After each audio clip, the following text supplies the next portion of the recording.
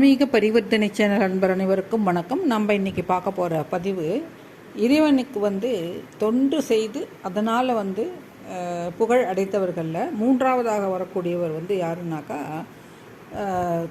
திருக்குறிப்பு தொண்ட நாயனார். இவர் என்னன்னாக்கா சிவனடியார்களுடைய துணிகளை வாங்கி அதனை துவைத்து கொடுத்து அந்த தொண்டினை இவர் செய்து வந்துட்டுருக்காரு.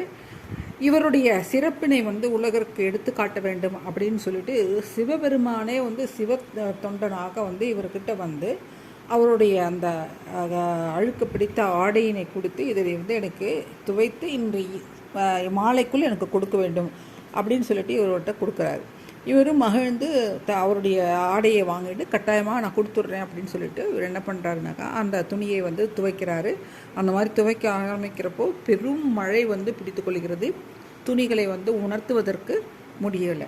இதனால் இவர் என்னன்னாக்கா ஐயோ சிவ தொண்டருக்கு குடித்த வாக்கை நம்ம தவறு விட்டு விடுமே அப்படின்னு சொல்லிட்டு குற்ற உணர்ச்சியில் இவர் என்ன பண்ணிடுறாருனாக்கா ஒரு பாறையில் மோதி நம்ம உயிரோடையே இருக்கக்கூடாது, நம்மளே நம்ம நம்ம இறந்து போய் விட வேண்டும் சொல்லிட்டு பாறையில் போய் மண்டையை மோதிக்கொள்கிறாராம்.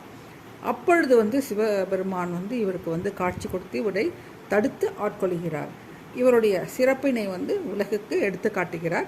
இவ்வாறு இவர் சிவ தொண்டர்களுடைய குறிப்பினை அறிந்து இவர் செயல்பட்டதுனால்தான் இவருக்கு திருக்குறிப்பு தொண்ட நாயனார் அப்படிங்கிற பேர் இருந்தது.